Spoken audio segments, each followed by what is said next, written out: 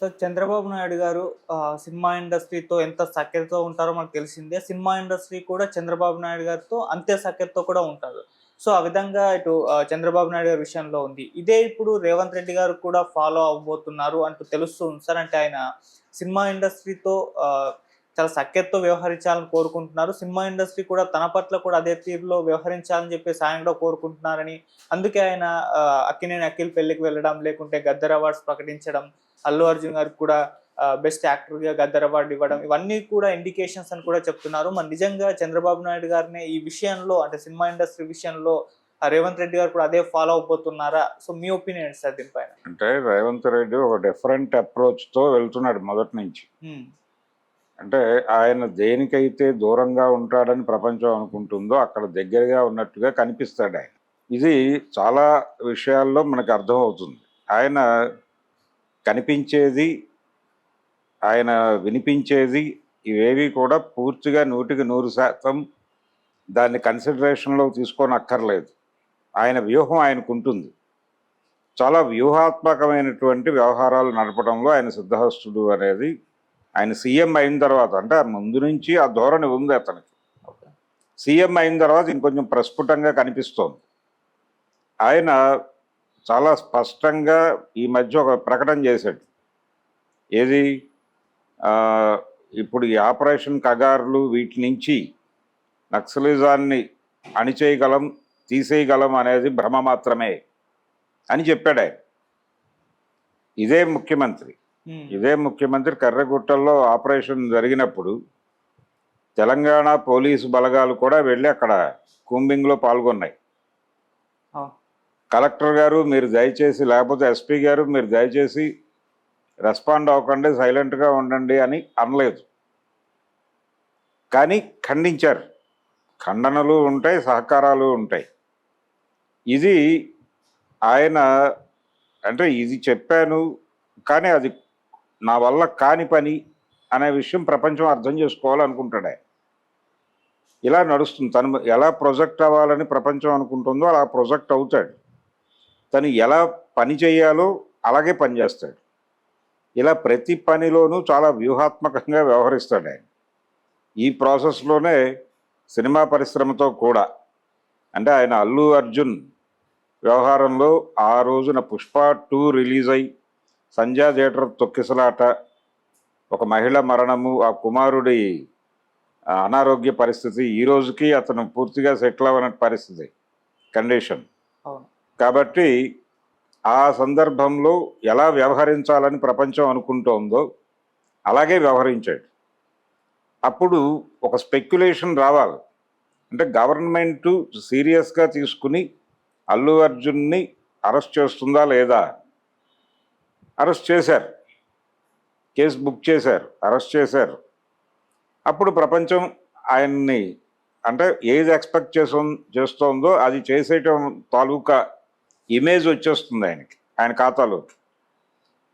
ఇదే ఇమేజ్తో మొన్న గద్దర్ అవార్డులు ప్రకటించినప్పుడు పుష్ప 2కి ఉత్తమ నటుడి పురస్కారం ఇచ్చారు. ఇవ్వగానే ఆ రోజున ఆకాశానికి ఎత్తిన నోళ్లే మళ్ళీ దాన్ని అంటే దాన్ని ఒక రకంగా ఆ రోజున చేసినటువంటి నష్టాన్ని బ్యాలెన్స్ చేయటం కోసం స్ట్రాటజిక్గా ఈయన ఈ ఉత్తమ నటుడి పురస్కారం అనౌన్స్ చేశారా అనే మాట కూడా నడిచింది ప్రచారం. అయితే జడ్జెస్ ఏం చెప్పారంటే ఇదేమీ లేదు, అసలు ఆయన మాత్రమే కాదు, అసలు ప్రభుత్వం నుంచి ఎవరి ఇన్ఫ్లుయెన్స్ లేదు, ఇది టోటల్గా మీరు ఎవరి ప్రలోభాలకి లొంగక్కర్లేదు అని చెప్పారు మాకు. ఆ పద్ధతిలోనే మేము అవార్డులు ప్రకటించామని చెప్పి జడ్జిస్ బయటకు వచ్చి మాట్లాడారు. అది కూడా వాస్తవం అయి ఉండొచ్చు. ఇలా అంటే ఆ ఏరియాలో తను కలగజేసుకున్నట్టుగా ప్రపంచం మాట్లాడాలి, కలగజేసుకోనట్టుగా కూడా ప్రపంచం తెలుసుకోవాలి. ఇది ఆయన వ్యూహం. ఇది చంద్రబాబు కంటే కూడా ఒక అడుగు ముందుకు వేసి నడిపేటువంటి వ్యవహారమే. చంద్రబాబు నాయుడు గారు కూడా ఇలాంటి పద్ధతే చేసేవాడు, ఇదే స్టైల్ ఆయనది కూడా. అంటే తన ఇమేజ్ ఎక్కడ బూస్ట్ అవ్వాలి, బూస్ట్ అవ్వాల్సిన చోట తను ఎలా యాక్ట్ చేయాలి, ఈ వ్యవహారాలన్నీ తెలిసిన మనిషిగా ఆయన మొదటి రోల్ మోడల్. అంటే లిబరలైజ్డ్ ఎకానమీలో కరెక్ట్ టైంలో ఆయన ముఖ్యమంత్రి అయ్యాడు. అయిన సందర్భంగా ఎట్లా స్పెక్యులేట్ చేయాలి, జనాల్ని ఎలా తన వైపుకి తిప్పుకోవాలి, ఇలాంటిది ఆయన చాలా బాగా అమలు చేశాడు. తను పర్సనల్గా ఇప్పుడు రోడ్డు మీదకి వెళ్ళగానే ప్రజల సమక్షంలో జన్మభూమి కార్యక్రమాల్లో ప్రజల సమక్షంలో ఎక్కడైనా చెత్త ఉంటే అక్కడ ఇమ్మీడియట్గా వాళ్ళని పిలిచి నిలబెట్టి ఏం జరుగుతోంది ఇక్కడ అని చెప్పి ప్రజల సమక్షంలోనే విచారణ పెట్టి అక్కడికక్కడే నేను సస్పెండ్ చేస్తున్నాను అని చెప్పడం, ఆ ఒకే ఒక్కడు అనేటువంటి సినిమా అర్జున్తో శంకర్ గారు తీసిన సినిమాకి ఆ సినిమా చూసినటువంటి ఆడియన్స్ బయటకు వచ్చి చంద్రబాబు నాయుడు తరహా ముఖ్యమంత్రి పాత్ర అనేసారు. ఆ ఇమేజ్ సంపాదించాడు ఈయన. ఇది రోడ్ మీద ఆ యాక్టివిటీ చేయటం ద్వారా. తద్వారా అధికారుల మానసిక స్థైర్యం దెబ్బతింటుంది అని చెప్పి ఉద్యోగ సంఘాలు గగ్గోలు పెట్టినా ఆయన పట్టించుకోవాలి. అదే ధోరణిలో వెళ్ళాడు. అదే సమయంలో మళ్ళీ వాళ్ళని ప్లీజ్ చేసుకోవడానికి ఆయన అనుసరించాల్సిన పద్ధతులు కూడా అనుసరించాడు. వాళ్ళేమి గొడవకి దిగల. చంద్రబాబు నాయుడు గారి ప్రత్యేకత ఏంటంటే, చంద్రబాబు నాయుడు దగ్గర నుంచి ప్రపంచం నేర్చుకున్న విషయం ఏంటంటే, ఎన్టీ రామారావు గారు తెలుగుదేశం పార్టీ వ్యవస్థాపకుడు. ఆ పార్టీ ఆయన చేతుల్లో ఉన్న రోజుల్లో, ఆయన నడిపిన రోజుల్లో చాలా తిరుగుబాట్లు వచ్చినాయి ఆయన మీదే. ఏది నాయకత్వం నుంచే రకరకాల వ్యక్తులు తిరుగుబాట్లు చేశారు.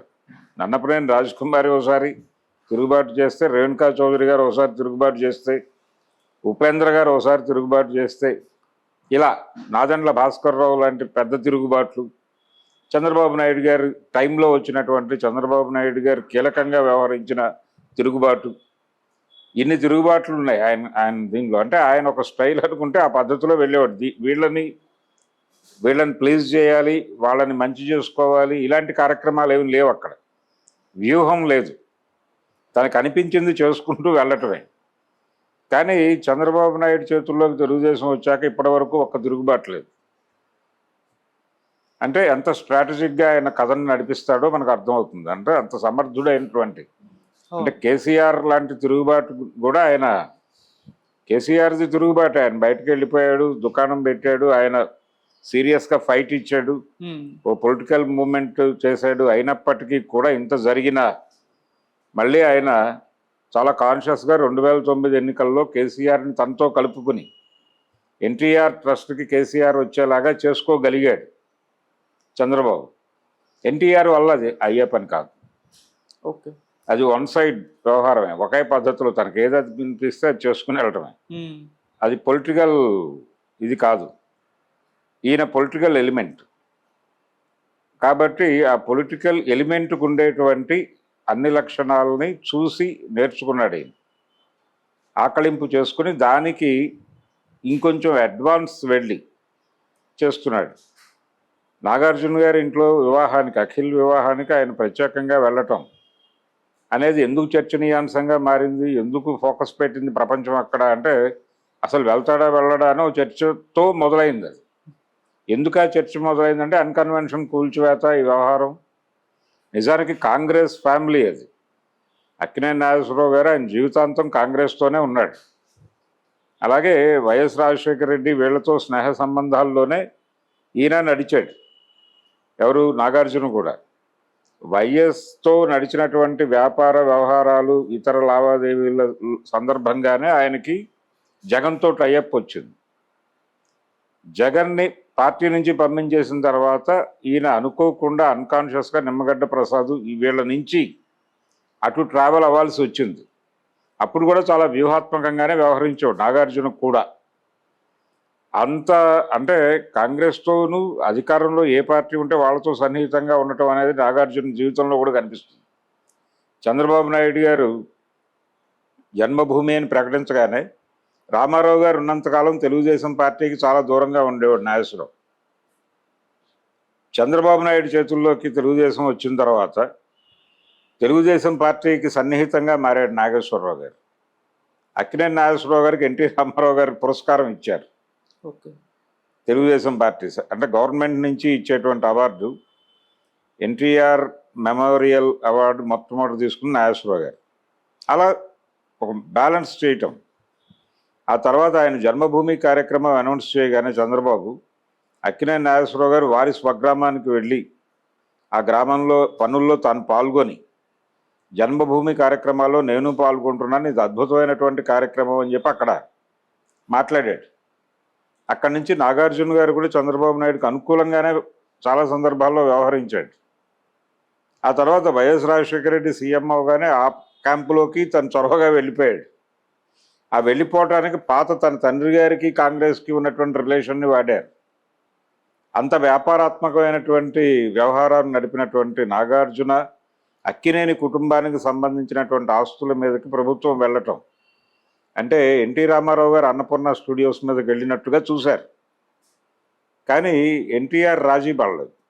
రాజీ పడటం అంటే అక్కినేని నాగేశ్వరరావు గారే స్వయంగా చెప్పినట్టు 89 ఎన్నికల్లో రామారావు గారు గనక మూడోసారి గెలిచుంటే ఏం జరుగుండేది అన్నపూర్ణ స్టూడియోస్కు సంబంధించిన ఒక విలేకరు అడిగిన ప్రశ్నకి సుప్రీంకోర్టు దాకా పంపించేవాడు నన్ను అన్నాడు ఆయన.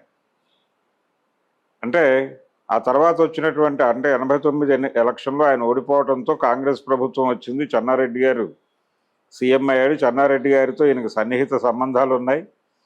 అలా ఆ కేసు నుంచి ఆయన బయటకు వచ్చేసాడు విజయవంతంగా.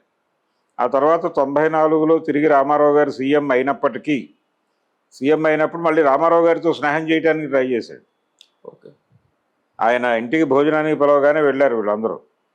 రోడ్ నెంబర్ 13లో ఇంటికి వెళ్ళి భోజనాలు చేసి వచ్చారు. కాబట్టి ఇలా చాలా వ్యవహారాన్ని వ్యవహారంగా నడిపేవారు రామారావు గారిలా కాదు, ఎమోషనల్గా చాలా పొలిటికల్ టాక్టికల్ వ్యవహారాలు ఇవన్నీ. అలాంటి నాగార్జున అన్కన్వెన్షన్ కూల్చివేసిన సందర్భంలో పుట్టినటువంటి స్పెక్యులేషన్ ఇంకా వీళ్ళిద్దరూ కలవరు అని చాలామంది భ్రమలకు గురయ్యారు. కానీ అది వేరు. తద్వారా ఆయన ఇతరేతర లబ్ధి చాలా పొందుంటాడు. ఈయనకు ఒక ఇమేజ్ వచ్చేసింది రేవంత్ రెడ్డికి. ఆ ఇమేజ్ని బ్యాలెన్స్ చేసేటువంటి కార్యక్రమాలు అటు కూడా జరుగుతాయి. అవి ప్రపంచానికి తెలియాల్సిన అవసరం లేదు. ఓకే. అది బ్యాలెన్స్ చేసుకోవడానికి అవతల వాడు చొరవ చూపించకపోయినా చొరవ చూపించే పరిస్థితి క్రియేట్ చేసుకోగలిగిన జ్ఞాని నాగార్జున. ఇంకెక్కడో బ్యాలెన్స్ అవుతుంది. ఆ బ్యాలెన్స్ అయిన వ్యవహారం ప్రపంచానికి తెలియదు.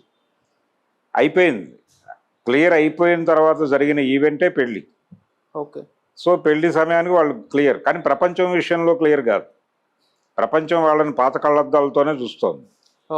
అందుకని ఆయన వెళ్ళి అక్కడ ఆశీర్వదించి వారందరినీ అభినందించి వచ్చాడు. ఇట్లా కాంగ్రెస్ ప్రభుత్వంతో సన్నిహితంగా ఉంది అక్కినేని కుటుంబం. ఆ తర్వాత మధ్యలో వాళ్ళకి ఘర్షణ పడింది ఒక్క ఎన్టీఆర్ గవర్నమెంట్తోనే. ఆ తర్వాత ఏ గవర్నమెంట్తోనూ వాళ్ళకి ఏ రకమైన ఘర్షణలు లేవు. అలా నడిచినటువంటి వ్యవహారంగానే చూడాలి. అలాగే రేవంత్ రెడ్డి ఇప్పుడు సినిమా ఇండస్ట్రీని నిజానికి కేసీఆర్ విషయంలో కూడా ఉంది. అది కేసీఆర్ కూడా ఇంతకంటే భిన్నంగా ప్రవర్తించింది ఏమీ లేదు.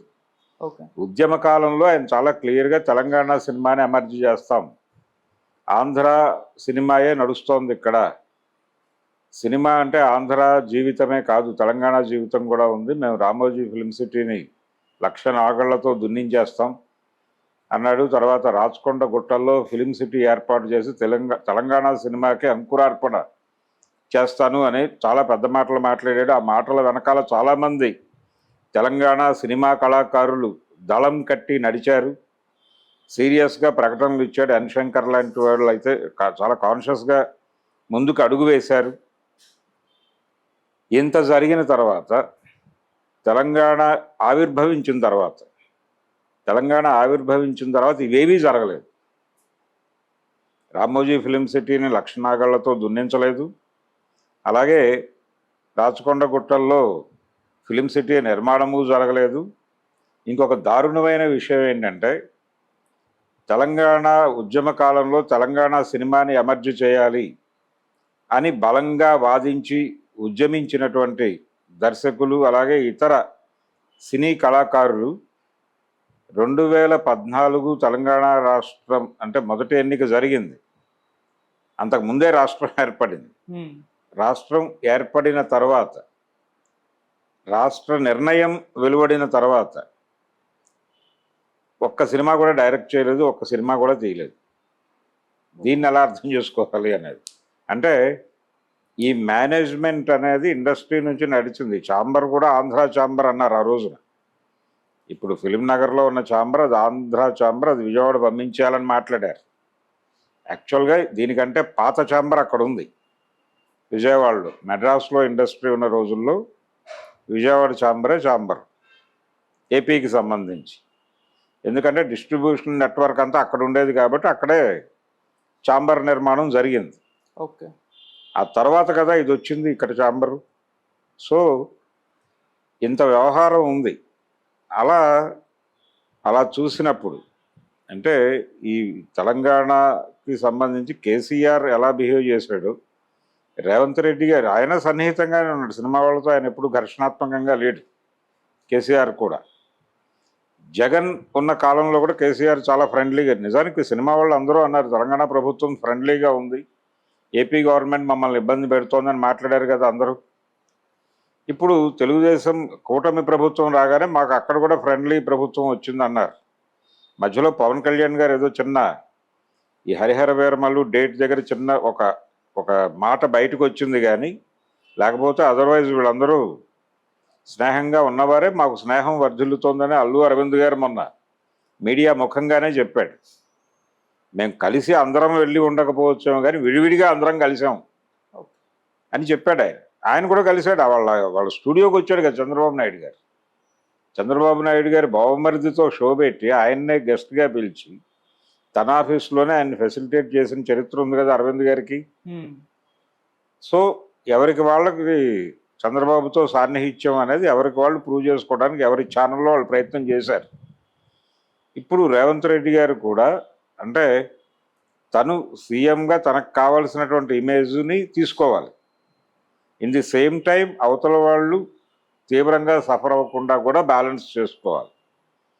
ప్రతి సెక్షన్తోనూ ప్రతి సెక్టార్తోనూ తనకు రిలేషన్ ఉండాలి. ఇప్పుడు ఆయన హైడ్రా పేరుతో చాలా కూల్చివేతలు జరిపేస్తున్నాడు, ప్రపంచం అంతా ఆయనకు వ్యతిరేకంగా మారిపోతుందనే హడావిడి విన్నాం కదా ఆ రోజున. ప్రధానంగా నష్టపోయింది ఎవరు? ఈ ఎపిసోడ్లో నాగార్జున డెఫినెట్గా ఎక్కడో లబ్ధి పొంది ఉంటాడు నిస్సందేహముగా. కానీ సున్నం చెరువు ప్రాంతాల్లో గుడిసెలు వేసుకుని ఏదో షెడ్లు వేసుకుని బతుకుతున్నటువంటి రోజువారీ కూలి పనులు చేసుకునే వాళ్ళని అందరినీ గెంటారు అక్కడి నుంచి. వాళ్ళు నష్టపోయింది. వాళ్ళు తప్ప సినిమా పరిశ్రమ నష్టమేం పోలేదు రేవంత్ రెడ్డి గారి ప్రభుత్వం నుంచి. వాళ్ళు ఒకటే, వాళ్ళు చాలా స్పష్టంగా ఒకటే. అందుకని ఆయన ప్రవర్తన విపరీతంగా అదేదో విచిత్రంగా చెప్పుకోవటానికి మాట్లాడుకుంటారు తప్ప నిజానికి ఆ అన్కన్వెన్షన్ కూల్చిన రోజు నాగార్జున గారు చాలా స్పష్టంగా నేను మాట్లాడను, ఎవరూ మాట్లాడద్దు అని చెప్పి ఒక వార్నింగ్ ఇచ్చాడు తన అభిమానులకు కూడా. అక్కినేని అభిమానులకి అలాగే తన శ్రేయోభిలాషులకి ఆయన ఒక విజ్ఞప్తి చేస్తున్నట్టుగా వార్నింగ్ ఇచ్చాడు. తొందరపడి ఎవరు ఏ రకమైనటువంటి మాటలు దొరలద్దు అని ఇండికేట్ చేయడం ద్వారా ఆల్రెడీ అప్పటికే డీల్ సెట్ అయిందని అనుకోవాలి. ఓకే. ఇది ధోరణి. అంటే పొలిటికల్గా ఒక రాజకీయ నాయకుడు ఎలా వ్యవహరించాలో అలా వ్యవహరిస్తున్నాడు రేవంత్ రెడ్డి. కాకపోతే అప్పుడప్పుడు ఆయన ఇలా నాగార్జున గారి పెళ్లికి వెళ్ళినప్పుడు నాగార్జున గారి ఇంట్లో జరిగినటువంటి వారి రెండో కుమారుడి వివాహానికి ఆయన వెళ్ళటం, అంతకుముందు ఘర్షణ జరగటం, అంటే సంజయ్ థియేటర్ ఇన్సిడెంట్ తర్వాత అల్లు అర్జున్కి పురస్కారం ఇవ్వటం,